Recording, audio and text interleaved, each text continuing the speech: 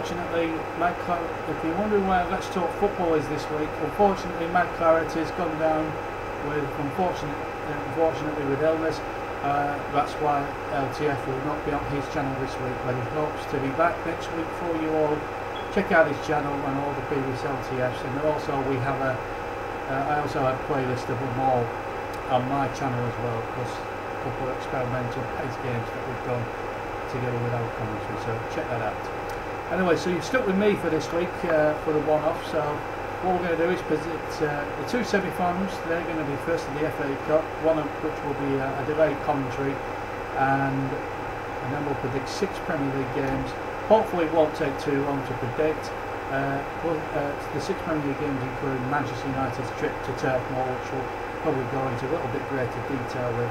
But first of all, it's the FA Cup semi-finals. And we start with the one on Saturday between Chelsea and Tottenham, a great London derby at Wembley. Both semi-finals incidentally taking place at Wembley. So we start with these two London rivals. Top 2 in the Premier League. Cup games, form obviously goes out the window in this one. Spurs, I think, are the team in form. They've been very good.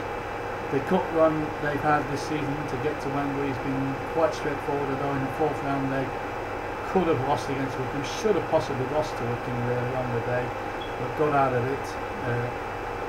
it. But Chelsea been having a bit of a wobble this last few weeks. Defeat there to Crystal Palace, hopelessly outclassed at Old Trafford against Manchester United on last Sunday. This is a tough one to call, but I've got a sneaky suspicion that it's going to be Tottenham's day. I'm going to say I think it'll be close. I think it will go to the wire. I don't think it will go to extra time. I think it'll be sorted after 90 minutes. I'm going to say 2-1 to Tottenham. I think because they're the team in form. Chelsea looking a little bit precarious. First big wobble Antonio Conte has had as manager, and they're wobbling the league. And this, in the cup, it'll be his first experience of Wembley as well. I just think the Spurs. They're the team that are in form, and the way Dele Alli and Harry Kane and Son and a couple of those, Ericsson has been good form. I saw them against Burnley; they were just tops. And I can't see anything but a top. But I think Chelsea will make it very difficult. But I just fancy Spurs on the day to really make times that will make things a bit more difficult against Chelsea. And so I'm going to say 2-1 to Tottenham. Now the second semi-final, Manchester City against Arsenal. Now this is a really tough one to call because both teams have not obviously.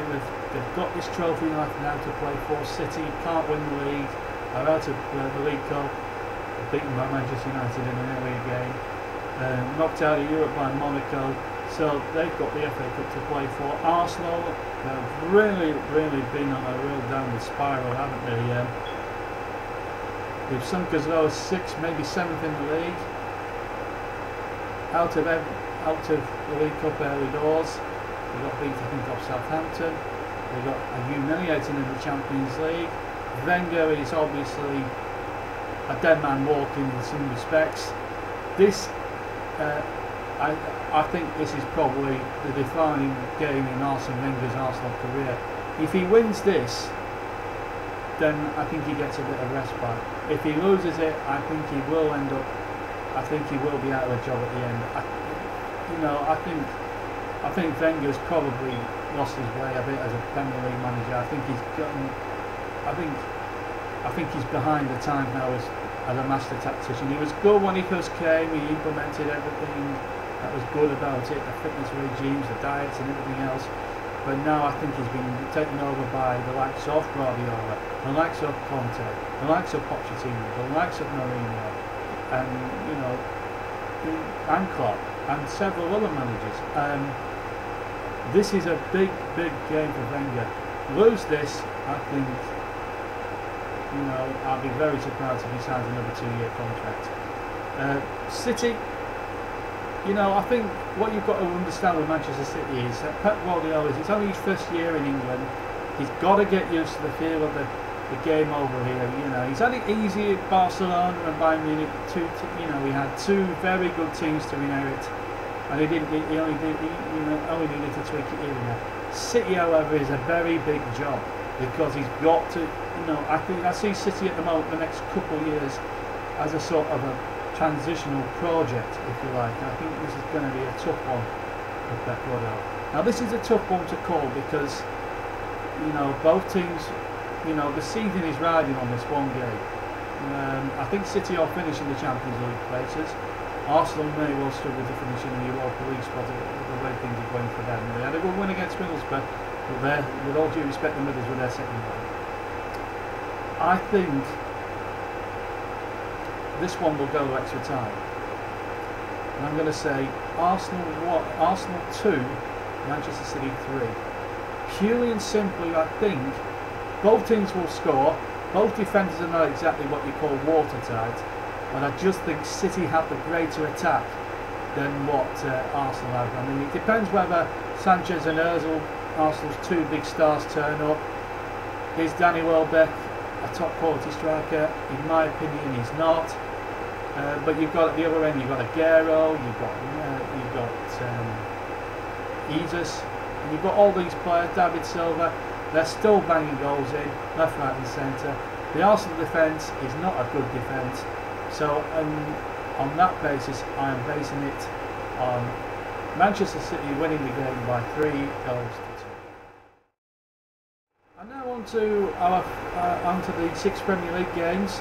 We're going to start with the Saturday games. All start with the 4 Saturday games, and obviously the 2 Sunday games, which we'll touch on a little bit later on. Let's start with the 3 o'clockers on Saturday. All games kicking off at 3 o'clock, and we're going to start in alphabetical order. So we're going to start down on the south coast at the Vitality Stadium, and it's Bournemouth versus Middlesbrough. Now Middlesbrough really are struggling for form. They've really struggled, certainly at the Riverside this season, for consistency and form. Aitor Karanka obviously sacked. Steve Agnew, their coach till the end of the season. I think he's out of his depth. I think Middlesbrough are out of their depth. Bournemouth are very good attack-minded side. I think they're good enough just to nullify Middlesbrough's attack. They got whooped at Tottenham last week. Bournemouth 4-0. It was an open and shut case really. But I'm sure the Bournemouth fans will demand a reaction from their side. Obviously they missed Jack Wilshere now for the rest of the season, having fractured his leg, having fractured his leg or ankle or whatever it was. That's a really bad. That was a bad blow for them. But I think they've enough quality to beat Middlesbrough, and I'm going to say Bournemouth 2, Middlesbrough 0. And then we move on.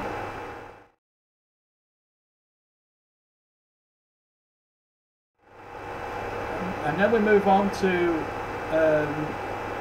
Humberside, where Hull and Watford face off in another 3 o'clocker. Now this is a bigger game for Hull. Watford are more or less safe. They're safe there. They've got 40 points. They can't be caught. Now this is a big game for Hull. Marco Silva's unbeaten at the KCOM Stadium. This is a big game for them. I think they can get something out of it. Watford have been in terrific form. They're not a bad team away from home. It depends what Watford turn up. They are being a bit Jekyll and Hyde this year, but Jekyll has turned up more than a Hyde has, and that's why they're staying in the Premier League. Obviously Watford's, will the Matsara stay beyond this season? That's a matter for their owners. I'd like to think he'll stay, but we don't know what the owners have got in store in that respect. So who knows what the fans. This is going to be a tough one. This is the toughest one I think we can call, because this, I don't know. I just think Watford will get something from this game. I think if Matsari's got his wits about him, they'll make sure that their minds are focused on the match and not on the beach. Now they've got the necessary 40-odd points or whatever you need. But Hull fighting for their lives. They are, I think, if you're looking between, obviously it's going to be between them and Swansea for the 3rd relegation place, and at the moment they seem to be in much better form than what Swansea are. I think Hull will get something. I think it will be. I don't think they'll win. I think Watford will make it difficult enough for them to possibly get a draw out of this. So I'm going to say Hull 1, Watford 1. Hull to get a crucial point and just keep themselves above that relegation line at the expense of Swansea.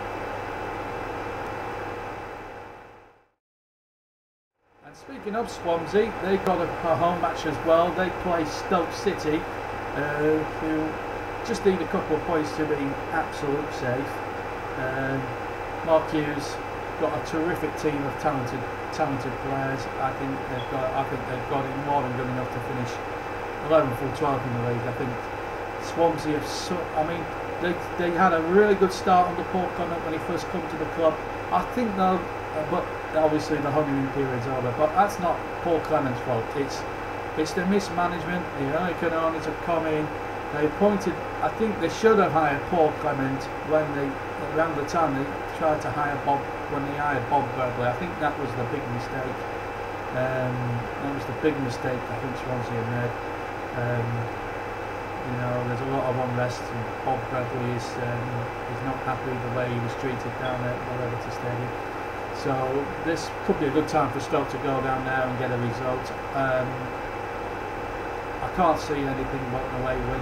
I think Swansea will give it a go, but I think Stoke's quality, certainly in the final third, I think they are very impressive. I'm always impressed when Marko Arnautovic plays. The Austrian is an absolute tricky customer, and on his day he's an absolute world beater. So I'm going to say I think Swansea will battle and fight, but I don't think battling and fight is going to be enough against a very, very talented Stoke side. I'm going to say Swansea 1, Stoke 2, and I think it's looking very, very bleak for Swansea City right now. And finally, the Saturday kickoffs, the final game is a big one for both West Ham and Everton. West Ham, they're struggling a bit at the wrong end of the table.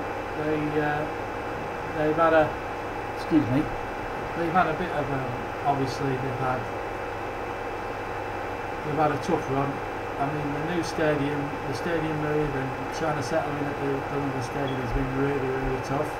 I think they're going to find home conference that little bit more tougher again.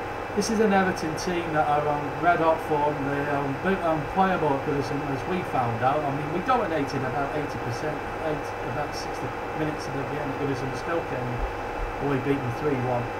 But you've got Romelu Lukaku in good form, Ross Barkley starting to come into his form. I think Ronald Koeman's getting the best out of those two big players. Question is, will they stay beyond the summer? I don't know. Everton fans, let me know what you think in the comments below. Will Lukaku and Barkley stay beyond the... I think Barkley could stay. I think he needs to continue his football education at Goodison. But West Ham, I have my doubts about them at the moment, especially at home. They haven't done well enough.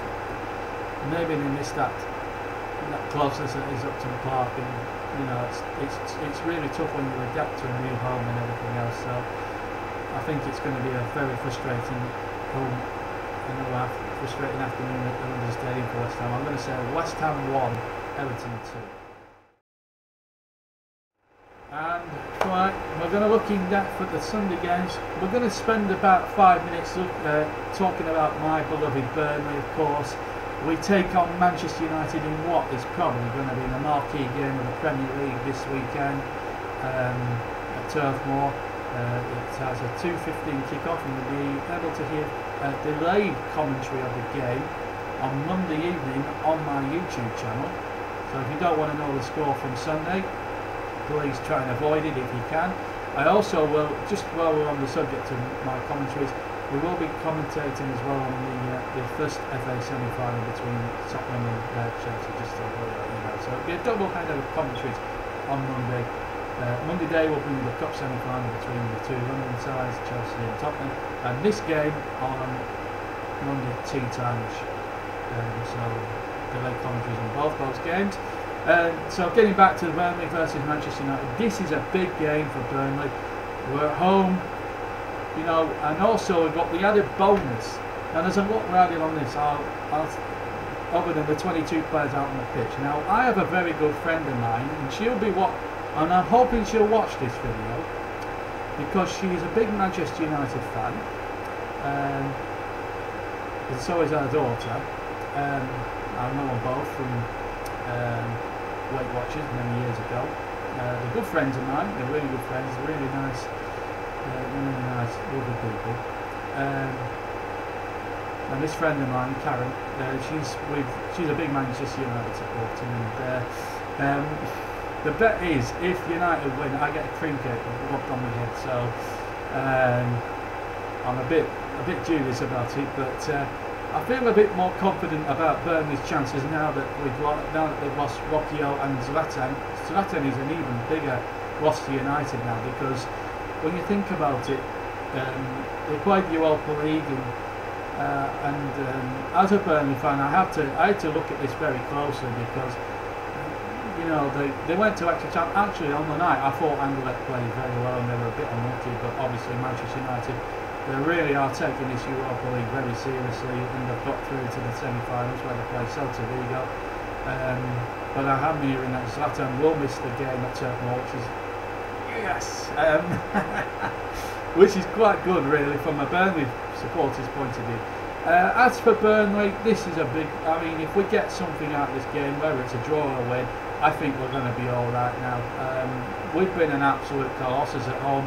The away form has been more of an issue than the home form. We've only lost 5 in all competitions. I mean, one of them was a devastating hammer blow against Wycombe that knocked us out the FA Cup. But the other 4 teams, they've had to work hard to get anything from us. That they are Swansea on the opening day. They did allow their luck and got something from it. Arsenal, who practically cheated us out of a point that Sunday afternoon. Man City played pretty well on the day. Just had enough class to just outdo us, and Tottenham, of course, who I played us the other week, and put us on a rare off day at Turf Moor. Now Mourinho's called it a local derby. I'm not sure whether you can actually call that a local derby. I mean, Burnley and Manchester are something like 20 miles apart, 25 miles apart. It's about an hour's drive down the M66 between the two places. Manchester's about sort of like 45 minutes drive south of Burnley, down the M66, when you go through Bury and Rochdale and all them sort of local towns. Manchester's a lovely place, of course. So I wouldn't say this was a local derby. It is an all northwest clash as such, but I wouldn't say it was a derby. But United, it's not often you get United at Turf Moor. So, I mean, the last we were beaten into. I mean, the last 2 times we've met them in the Premier League, we've won one in 2009, got a great spectacular goal, and we got a 0-0 against them two and a bit years ago. Last time we were in it. So we're going into this knowing that we've always had the Indian side of United. We should have won that game, by the way, 2 years ago. It ended up being Michael Keane and Tom Eaton, 2 ex-United boys in there. Tom Eaton, who played exceptionally well when we got the 0-0 at Old Trafford earlier on in the season. Saved really well from Zlatan. Not that I mean, United still have a good side without Zlatan Ibrahimovic. I mean, Pogba's there. Herrera's had a good season so far. Rashford is still one that we need to watch out for. Martial, all these type of players. So let's just because Zlatan Ibrahimovic and Rockio are out the team, out the game, doesn't mean to say that Manchester United are not a good side, because they are, and we have to respect United, and we have to respect them. They are unbeaten in 22 games. This is going to be a tough baptism for Burnley, but we've got to embrace it. I'm going to say we're going to make a 1-0 win, but it's not going to be easy against the Mourinho team. They're very well organised. United unbeaten in 22. It's going to be a tough ask. But I'm going to let my heart rule my head on this one. Sorry, Karen. Sorry, Andrea. I'm going to say Burnley to win it by a goal to 0, and